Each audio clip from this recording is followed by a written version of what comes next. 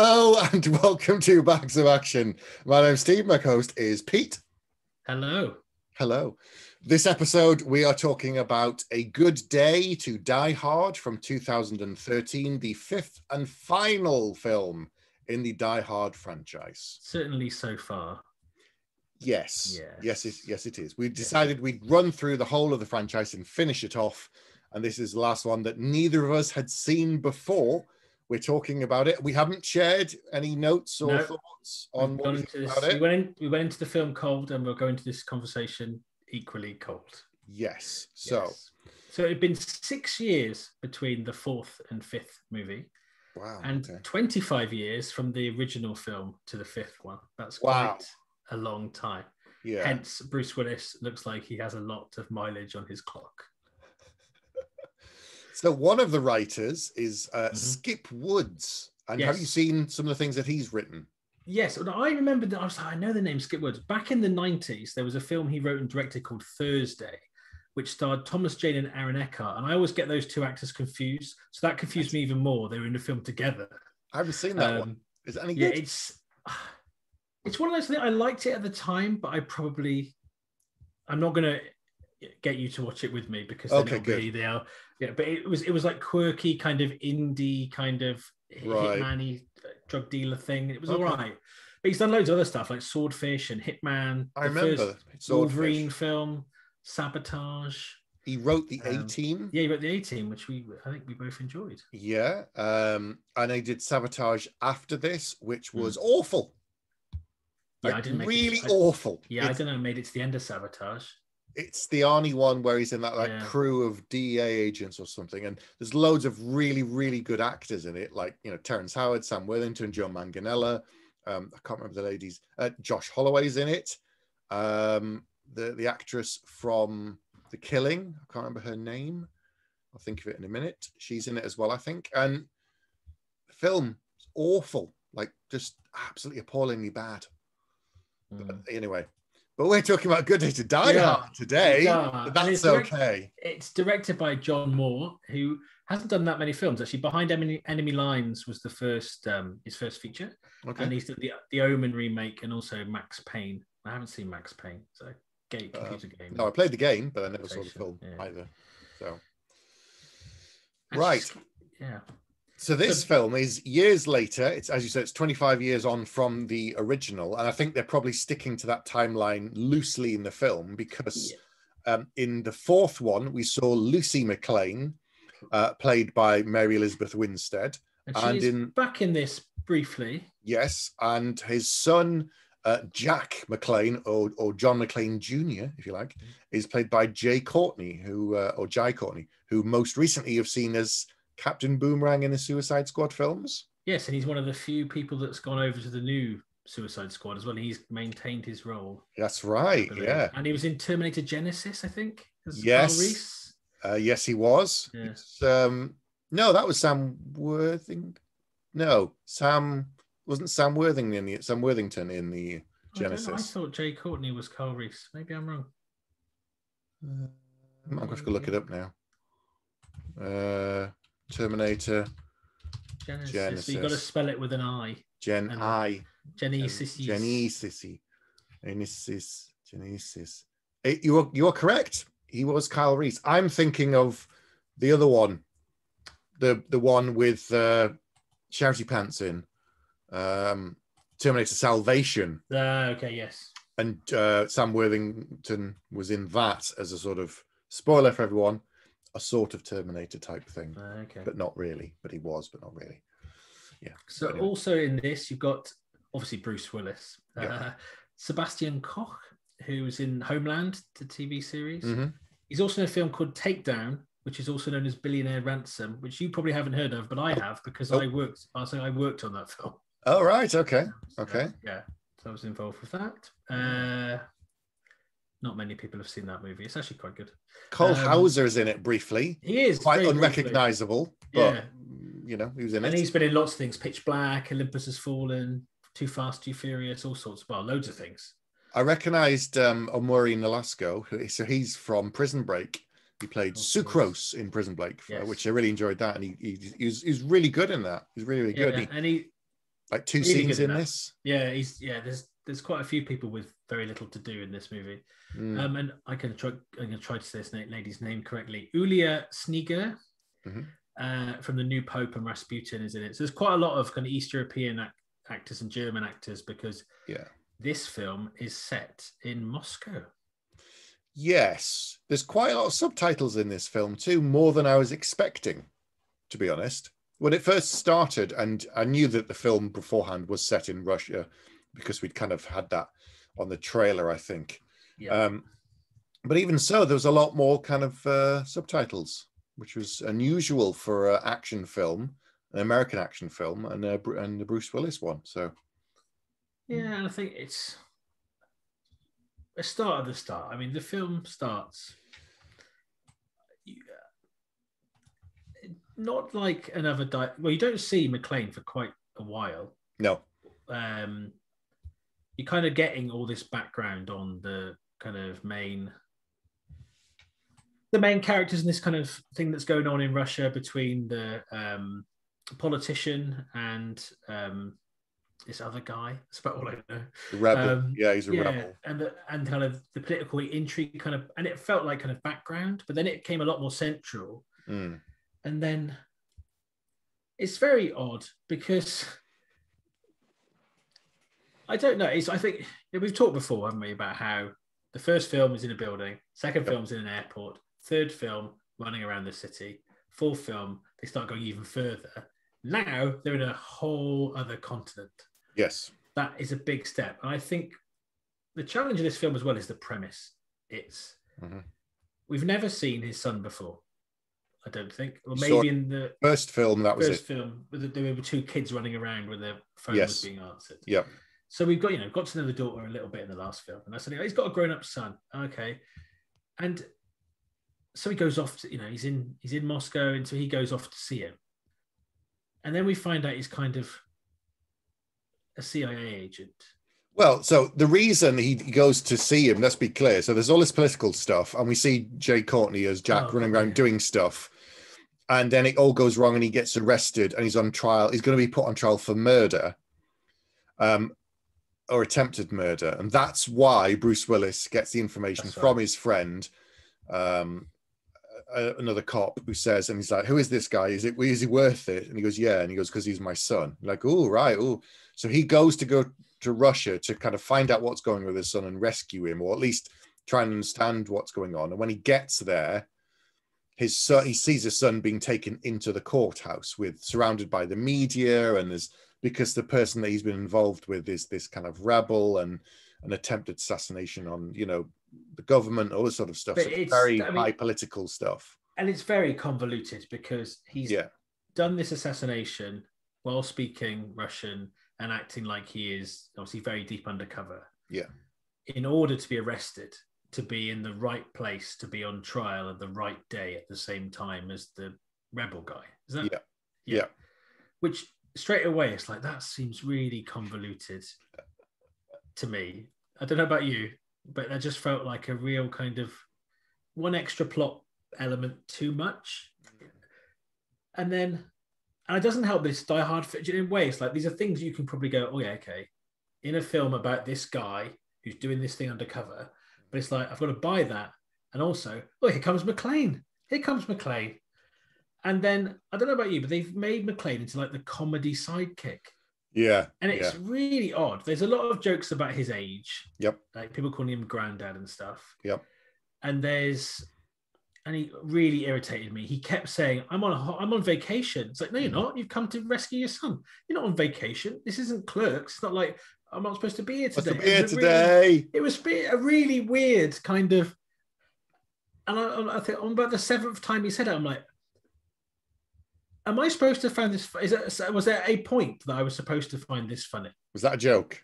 Yeah, because I don't. And I'm like, have I missed something? Is there some big thing I've missed here? It was, I don't know. It's just very, very heavy-handed. It's just weird to take your hero who's been in all these films, and make them into kind of the comic relief. Yeah. We're getting out of this ourselves, but I can sum up this film and its place in the franchise with 2 words. And then everybody who knows us and knows the thing I'm going to say will understand where I place this film. Given that I don't think it's going to be much of a surprise that we're going to give this 5 bags. Okay, ready? This film is Rocky 5. Ooh. That's where it is. The only thing that can salvage this franchise is another film that's Rocky Balboa. Because right now, it's absolutely in the toilet after this film. I don't think that's very fair on Rocky 5. You're right, Rocky 5 I knew you were going to say, I don't think it's fair on this film, because, let's be honest. Yeah, I've never taken so few notes in a movie. I always say, like, Rocky 5 is the weakest in that franchise by a long way. However, I can still watch it. I'll happily watch it again. And at least the main character is still doing he's consistent throughout, isn't he? In all those movies. Yep. And even if you go, I wasn't that keen on this one, but I got something from the character. I got some takeaway of how he thinks and how he operates. And I didn't, at times, because it's in Russia and it's a lot of kind of European cast, this felt like an early 2000s Van Damme kind of movie. It's weird because they've spent money on this film. There are times where it looks a bit cheap, but the set pieces in this film are actually quite good. Yeah. You just don't care who is involved in them. So there's a big, when he does so we talked about him in the court, and he's trying to break the rebel guy out so they can extradite him.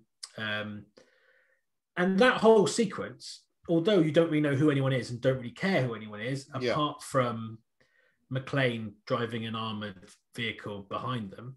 Yep. It's actually very well done. And it's quite, again, it's a thing. Visually, it could be edge of your seat, but it's not edge of your seat because you're not invested. No. Yet. You don't really care who Jack is because you don't know, other than he's killed this guy and he might be a spy or he might just be who they think he is.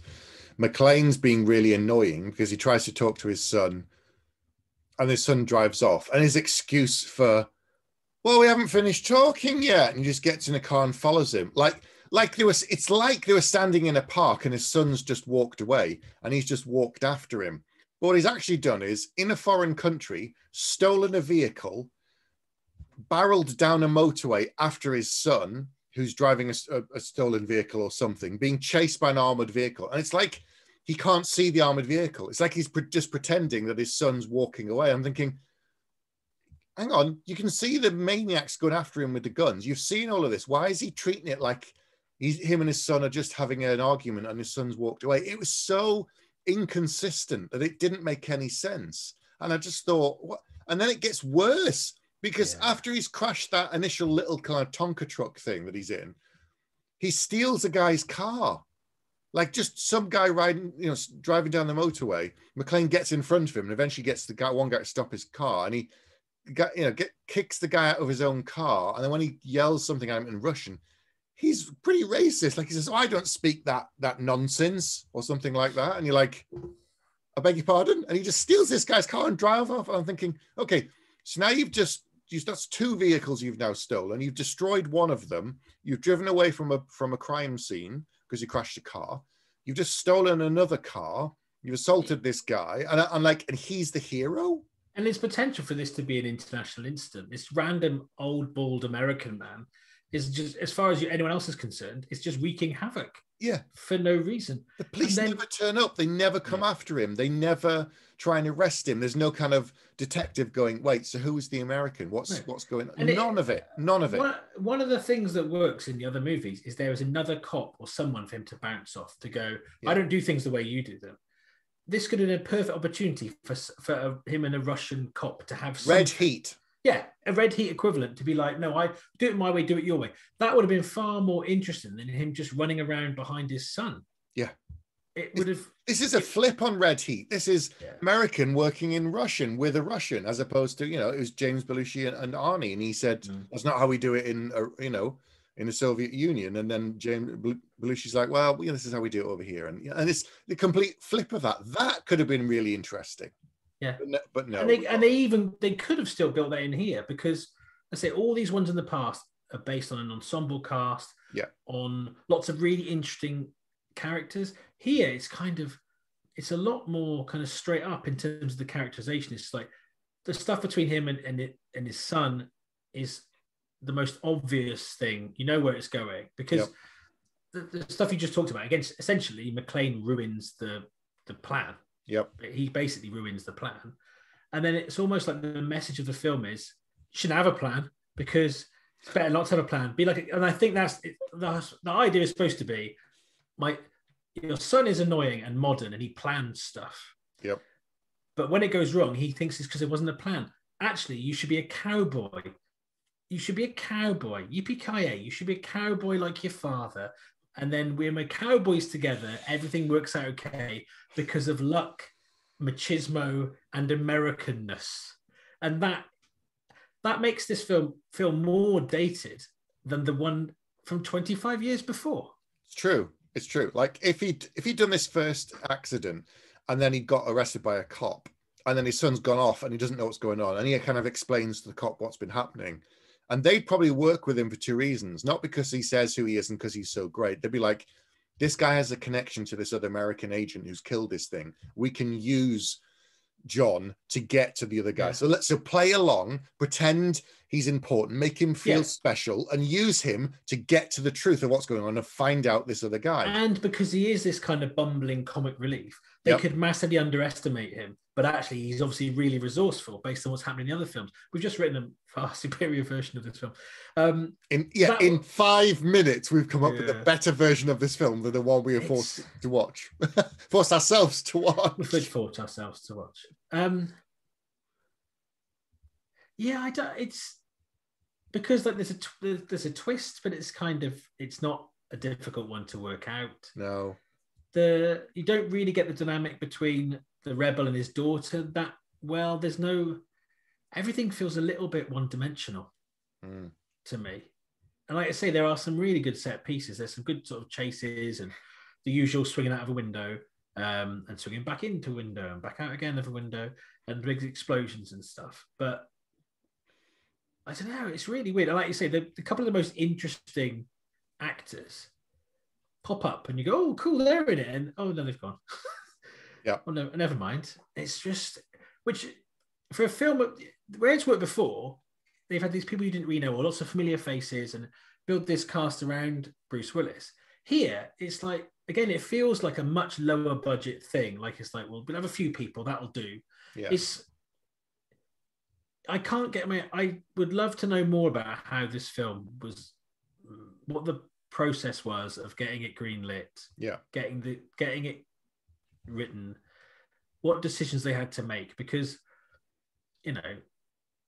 writing and directing a film is hard work. So I always feel a little bit, shouldn't just say it's awful. So there's hard work gone into it. Whatever anyone has done, there's merit in anything, and nobody deliberately sets out to make a bad movie or a film but you can just see all the kind of bad decisions.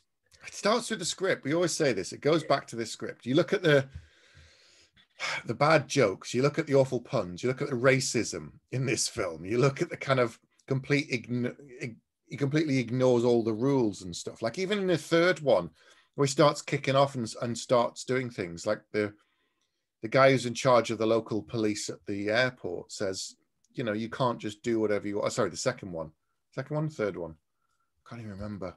Which is one in the airport? Airport's the second one, yeah. Yeah, like he says, you can't just kick off and do what you want. You have to kind of work within the rules, work with us. And then when the army guy turns up, until we find out the twist, he's like, yeah, I respect what you do, but we're the professionals. We'll take care of this now. You can tag along with us, because he's this kind of big character and very bold, and you get that and you think, oh, fair enough. And then, in Red Heat, I'm going back to it again, but he's come along and he's this huge, powerful, really dangerous monster. And they say at one point, the captain says, look, if he messes up, we'll just blame it on him. He's a foreigner. What's the worst happen? We send him home.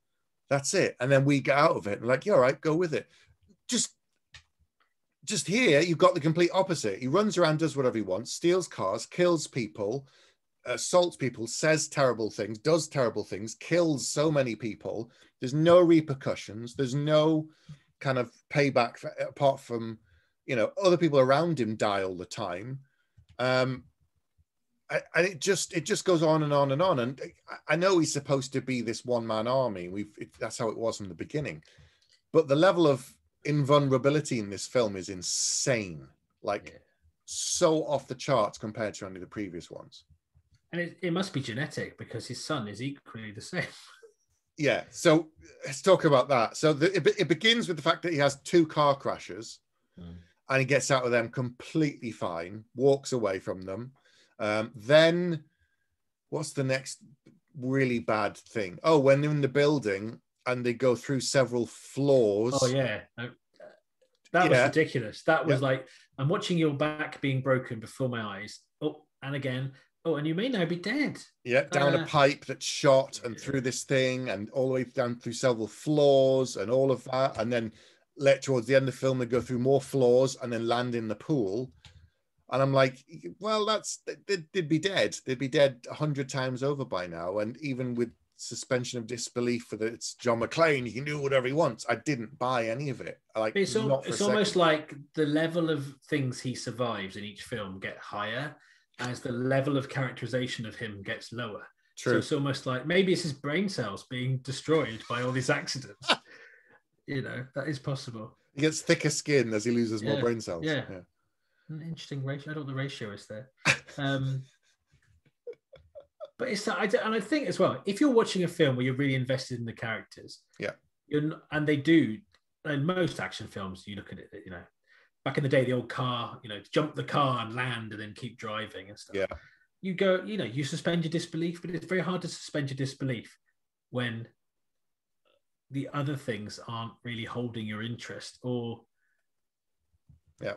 Yeah, it's just, I think the thing is like the first film, let's say you've got all these kind of working class people helping him. You've got the Al, you've got the policeman, you've got the limo driver and stuff. And there's always little things. You've got similar in the second one. In the third, it goes more to him and a partner, him and Samuel L. Jackson. Yep. But it works because the dynamic between them is really good. And there's still other people in the background. And there is still, like, the group of terrorists are quite interesting and compelling. Yes. Yeah. The fourth one, again, he's got a foil in, I've forgotten the name of the character, but... Timothy the Elephant's character. Yeah. As the villain, but you've got the guy that he's running around with as well. So there's a dynamic there. And then you get to this and you go, I found Jay Courtney quite like blank and a bit wooden. Blank slate. There's nothing there. No. Even in the scenes where he's being the spy and he's like, and McClane says, oh, like, doesn't he say something like, oh, so you're James Bond now or something like that? Doesn't he say that? It's something really kind of hackneyed and just like, if you're a cop and we're supposed to believe that this is real and he's an actual cop, then he would have at some point come across some spies. He did in the first one, FBI agents and all the rest of it. So he knows that world. And yet his response is something that's so cliched that's talking to the audience. It's not talking as John McClane to his son. And that was me kind of, I don't know, maybe it's because, writing screenplays as well. I just kind of looked at it and thought that doesn't work because that's kind of stepping back from what he's just said. And then it just, I don't know. Yeah, Jay Courtney character, he had a couple of good moments where he's working with Cole Hauser, which spoilers, we spoil this film all the time anyway. So he dies within like 4 minutes of being on screen. Yeah. He didn't get much to do. He talked a little bit and then he's dead. And I was like, wow, okay. They had a tiny bit of spycraft where they had a cool thing to get out the room and a cool escape route, and then a pickup or the drop bag. And so that was kind of some spy stuff, but we didn't get into any of that thing. All of that could have been a really interesting twist, the film. Like he's plodding along doing the cop thing with a Russian, and you've got his son doing the spy stuff, and eventually the two stories converge. Yeah, and it would have been more interesting if McClane changed because of his son, not the other way around. Yeah. For the outcome to be, I know you're a spy, but let's be like cowboys. And it's a weird, it's like, and the dynamic is almost like, I don't know, it's if you're trying to go if you're taking your elderly dad to buy a smartphone, do you know what I mean? And you're like, he doesn't really understand what features there are. He's going to get it wrong. He's going to say the wrong thing. And you're like, well, no, Dad, you press that, it'll be fine. No, you got to charge it first. You got to, but that doesn't work for me in a Die Hard movie. Do you know what I mean? It's doing IT support with your parents. Yeah. It's like, so right, I've moved the mouse and the fish have gone. Now what do I do? Okay, click on the box. What box? It's that. Like, he's trying to explain to his dad, who's from the 1980s, about what 2020 is like. That's what the equivalent of Jay Courtney's trying to do, except he himself isn't that suave and sophisticated, and he regresses. Yeah. And you think Captain America was on ice for a very long time, and he managed to cope within about 2 days. I get that reference.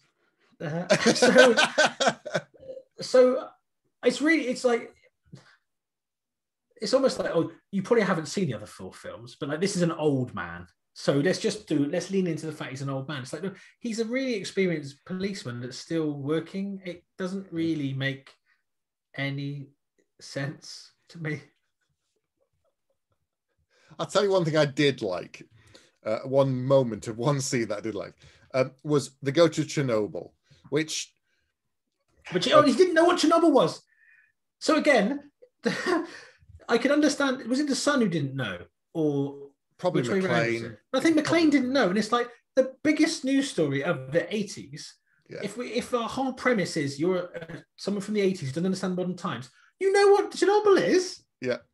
Even before the new TV show came out, you know what it is. You've heard of it. It's a thing. It's almost like, oh, we're doing a film in Russia. Chernobyl. Let's end them up in Chernobyl. Anyway, Sorry, you were about to say something you enjoyed. I apologize. So the awful thing about that scene was when they go into this room and there's all this radiation, and they get out like a spray and they go, yeah, the radiation's gone now. So that was ridiculous. That was like the equivalent of, vibranium. It's just this thing that's just impossible, that fixes whenever there's a MacGuffin. Like, someone must have said they can't go to there. The radiation's still too high. Some Poindexter, some scientist nerd in the back of the scriptwriter's room went, you can't actually go there. You die even with a suit on.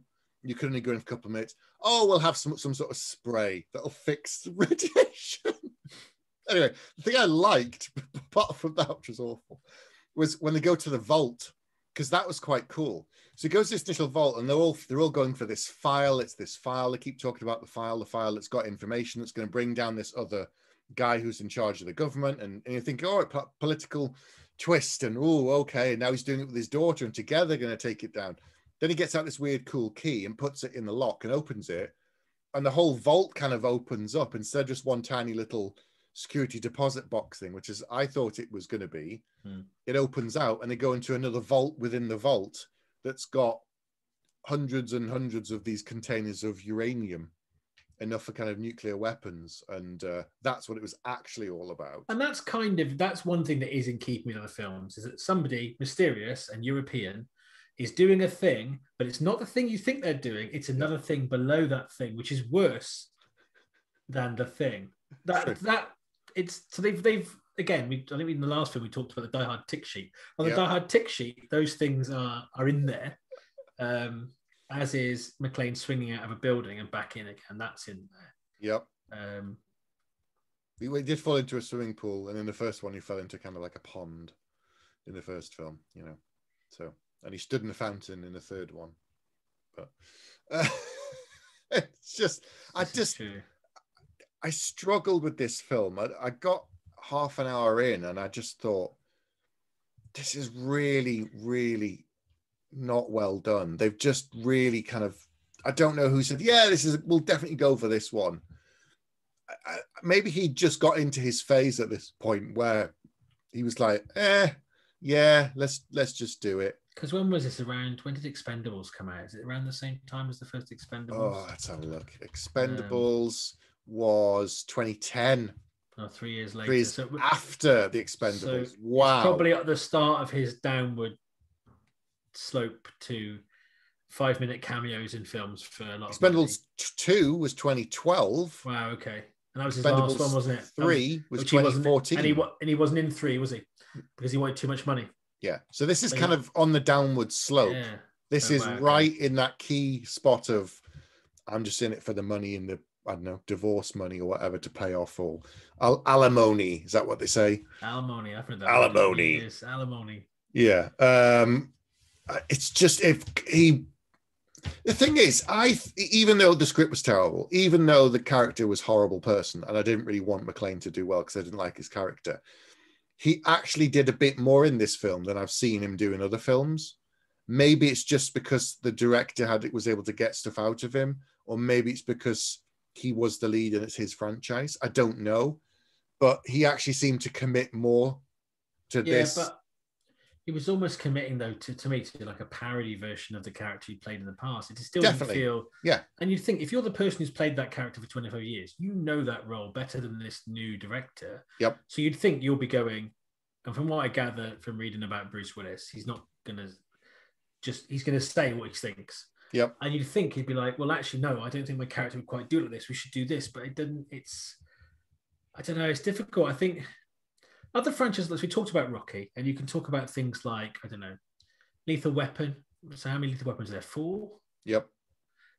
I'm just trying to think of other things that were like seminal and have carried on. Like the Lethal Weapons, I think they were variable, but it was still very much Murtaugh and Riggs in those films.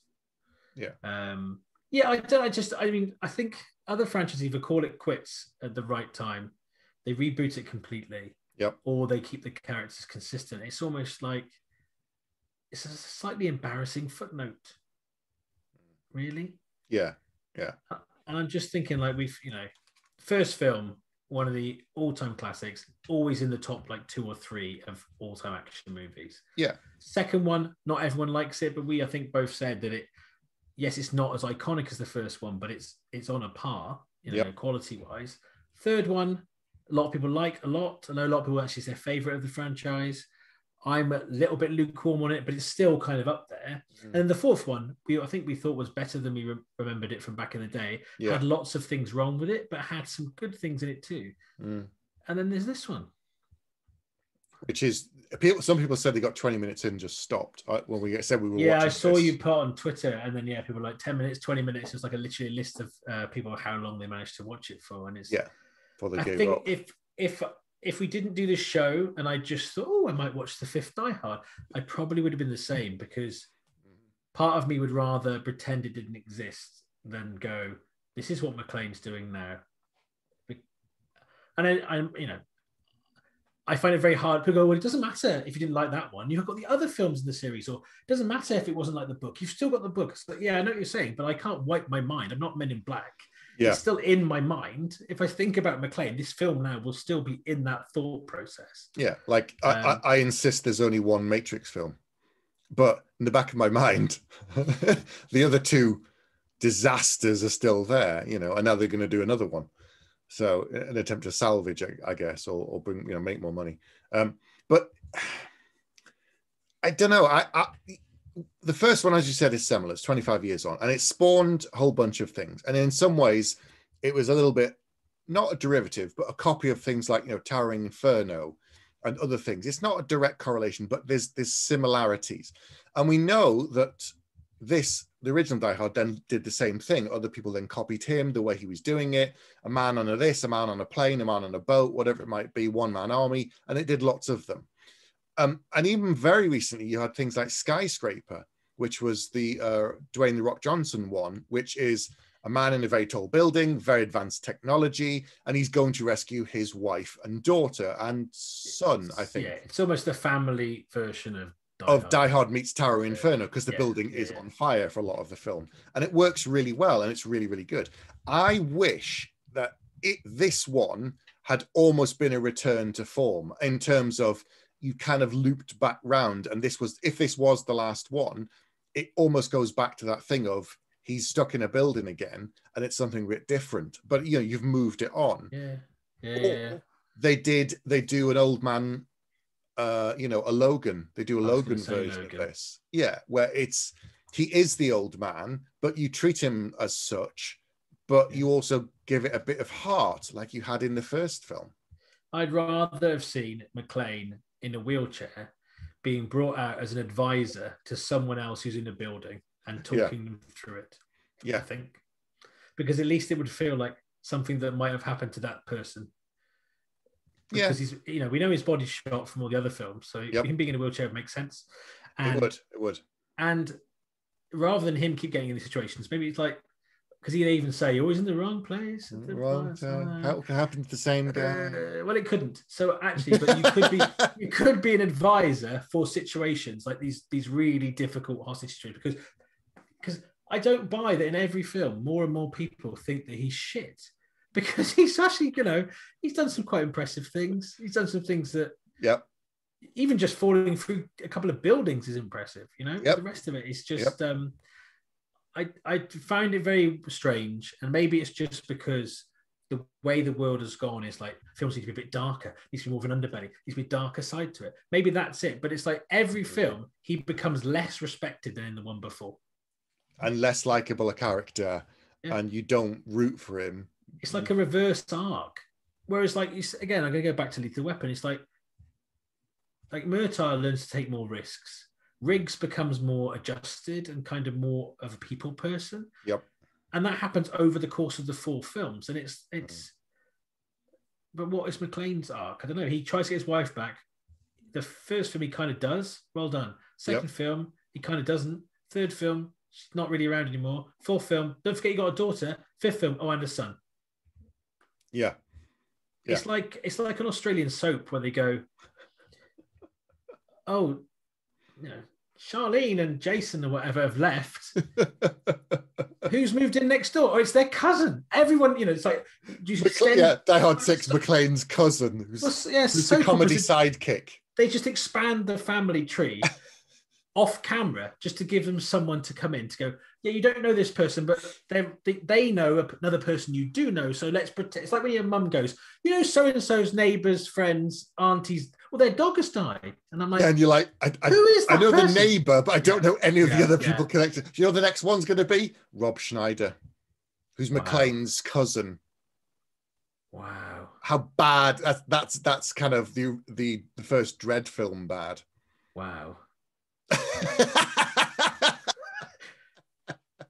I can see that being made though. That's the awful thing. The modern version of that, which is actually marginally more funny, is of course The Rock and his nibs in things like Intelligence and Kevin Hart, Total Intelligence. That's those two together are the equivalent of him back in the day when he wanted to act and gave a monkeys about acting and did good action films with a comedy sidekick. That's what that is. Yeah. Do you know, should I tell you my favorite film, favorite part of, not favorite film? Should I tell you my favorite film on this one about Die Hard? We'll talk about that for an hour and not Die Hard. Okay, my favorite moment of this film, right? Is it the credits? It's really small and it has nothing to do with the film, really, but it actually showed you a little bit of what I wanted the whole film to be about. So at the very end of the film, they get off the plane. McClane's daughter, we're spoiling it as we said, runs up, hugs her brother, and the 3 of them start walking across the tarmac, and they've turned off the sound, and there's some kind of music playing. And the 3 of them are just walking and talking to each other. We can't hear what they're saying, and I can't lip read, and there's no subtitles. And they're just like a family, just hanging out and just doing stuff and talking.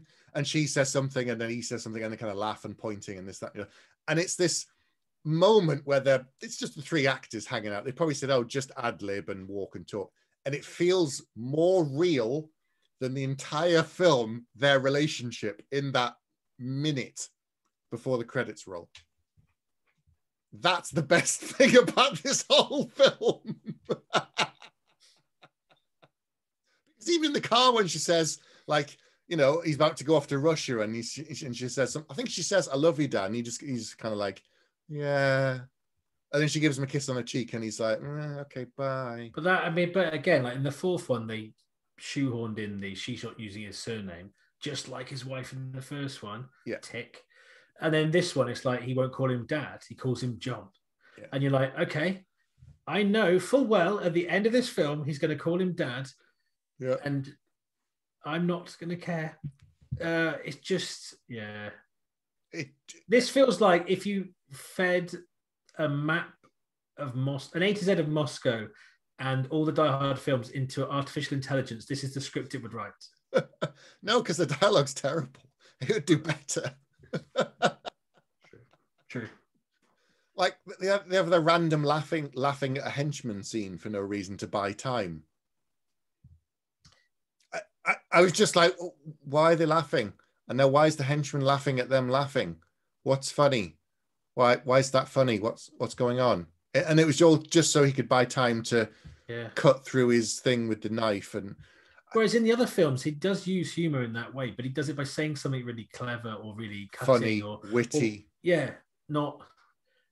It's like you do need the joke before you have the laugh. That's like the key. They missed that in this film. Yeah. Very odd. And to be honest, you know what?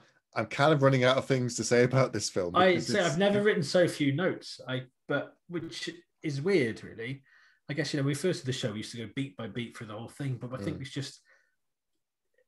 I think we look at the films now with more more analytical eye, and I think with this in particular, you just go, oh, "Why have you done that? Why? Why did you do that? Why? Tell me why? Why did you do that? Why would you do it?" I'm ready to give it some scores. To be honest. Yeah, let's go for it. Who's going to go first?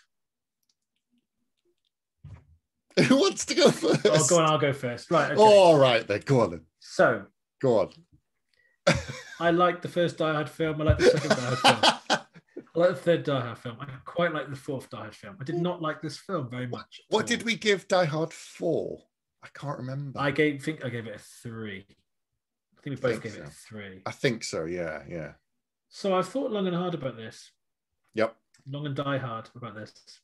And it wasn't a good day watching this, so the name was a bad name. Yep. I toyed with giving it 2 because the action sequences are good. And then I thought... They are, to be fair. Then I thought, well, I could just watch a montage of action sequences on YouTube, so that shouldn't be a good reason. Then I thought I'll give it 1 bag because it was... If you forget the die-hardness of it, it was an adequate action film. Right. And then I thought, no, you've taken the Die Hard and you've ruined it. So I'm going to give you no bags of action out of 5 for the first time. Wow. Because I want it wiped from my mind. Please. Wow.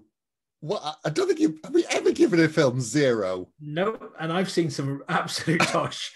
I've seen some things that you wouldn't even sully your eyes with. No. And give them at least 1 bag, possibly 2. But I think it's because it's just something so beloved. It's like I don't know. Again, I'm sure there's a better film in here somewhere they were trying to make, but yes. But I wish I'd never watched it. Fair enough. So it wasn't good. It is the worst of the franchise. I'm not surprised it killed the franchise because I haven't even looked at the box office numbers for this, but I can't believe it did well. Not even nearly. I can't believe it did well because it's now been 8 years since the last one. Yeah. That they'd be like, oh, let's do another one. I don't, and there's a gap between this. The best thing in this film is Mary Elizabeth Winstead. Jay Courtney is good, but not in this film. He's done great things in some of the other films we mentioned. He's really good in the Suicide Squad films. He's good in the Terminator ones, even though the film's usually poor. Bruce Willis's character in this was horrible. Didn't like him. Didn't want him to do well. He was a terrible person. Killed bad guys. Whoop, great. But he also was horrible to ordinary people a lot for no reason, just because he could, because he's a cowboy. And that's what he does. My favorite bit of the film is that last minute.